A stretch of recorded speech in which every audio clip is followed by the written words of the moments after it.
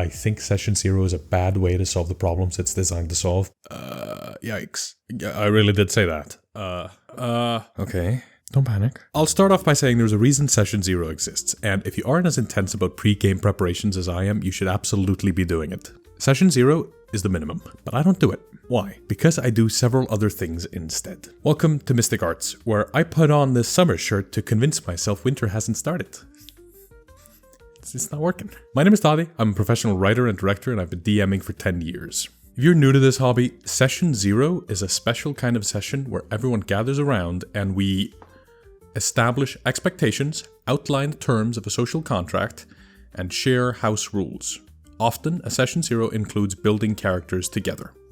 As the DM, you can help players during character creation by advising them to select options that will serve the adventure or the campaign that awaits. And that's all well and good. But to me, the problem with Session 0 is this. The players and I are all adults. We have hobbies, families, jobs, and while we do have a rigorous system for organizing our game nights, I don't want to take the time to carve out a chunk in our schedules and bring everyone around the table just so we can sit around and not play D&D. Most groups have a hard enough time finding time to play.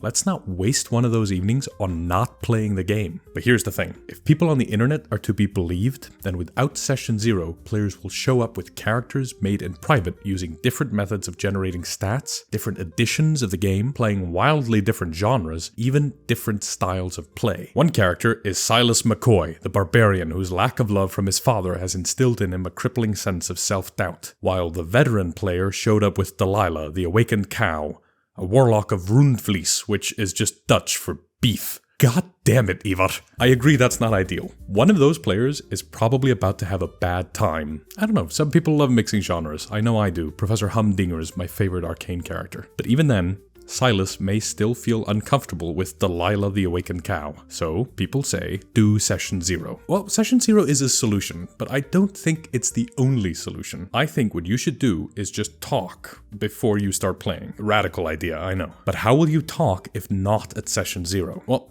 I use Discord. It's current year, we can do a lot through the internet these things, and talking is the least radical thing we could do. Side note, the most radical thing is that one guy playing the recorder in traffic.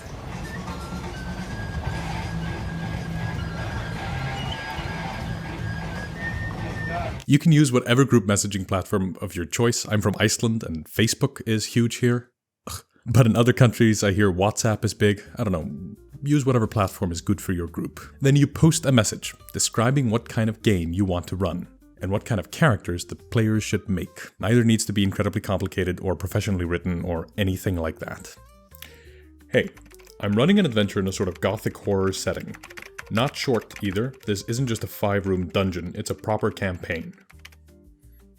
Make me some characters that would belong in Dracula or Van Helsing. And seriously, no awakened cow this time. Also, tell them details about character creation. Make first level characters, use point buy and PHB 2024 only unless we talk first. Then, and this is the important bit, talk to them throughout this period of time. Ask them what kind of character they're making, their name, their background. Be a part of the character creation process. Don't be a dictator, don't ruin their fun or anything, but do make sure that they're making characters that fit. If you see they're going off in some wild direction or think it might not gel with the adventure, especially the other player characters, tell them that. Communicate. I frequently have those conversations in private because I want the players to have secrets as they come in. Mostly because I like the stories where players get to know each other instead of immediately knowing everything about each other by the end of the first session, or before the first session for that matter. But if you're a DM, or if you don't have time to tease out information, then do this in the group chat so everyone can see what everyone else is making. This way, instead of a Session 0, it's an ongoing conversation for a couple of weeks as the game draws near. No need to carve out a single night. Your players can get invested in character creation on their lunch break,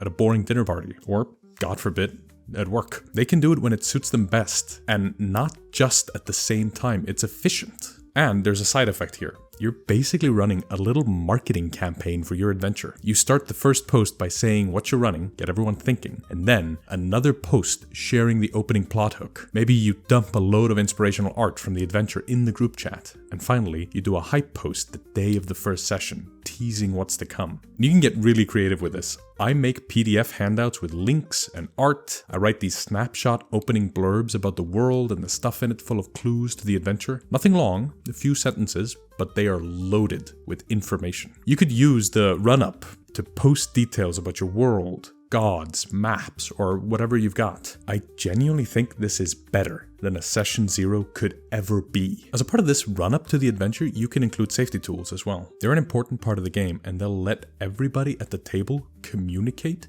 what they think is appropriate and what they would like to avoid seeing in their game. There's a great MCDM safety toolkit. I recommend it. Link in the description. And since it's not at session 0, your players can fill these out in the privacy of their own home without having to air their phobias or triggers in front of everybody else at the table or think about them with others present. One thing I'll do as a part of the run-up to an adventure is an investment questionnaire. It's a handful of questions I ask the players to think about and answer before the first session. Ideally, they do this privately with me, but you could choose to do this in the open too. All the questions are about the upcoming adventure and act as a way to help players flesh out their characters, not just from a backstory perspective, but as a way for them to identify a character's core beliefs, their morals, how they approach or think about the world. This works especially well with pre-written adventure modules, or if you're running a standalone adventure. You ask leading questions with the intention of having the player form opinions about the upcoming story in the adventure. When you know what the themes of your adventure are, ask questions about them. What do you think about the Empire? What's worse, magic or the gods? Do the ends justify the means? You can also use this to improve pre-written adventures. Let's say you're running Tomb of Annihilation. Make the questions something that will motivate the characters to go solve the death curse. Do you know someone who's been resurrected? What do you think about magic that resurrects the dead?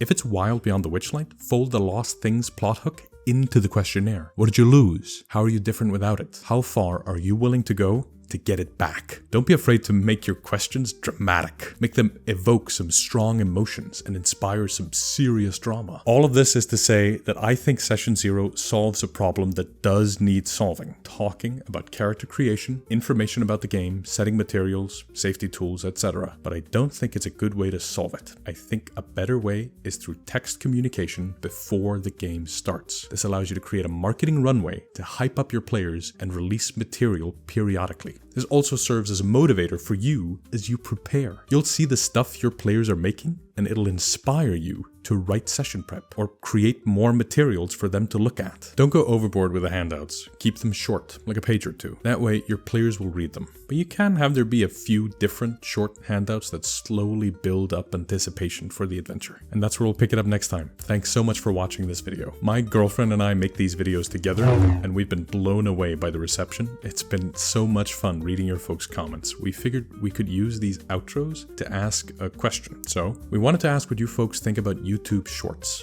Is that something you'd be interested in?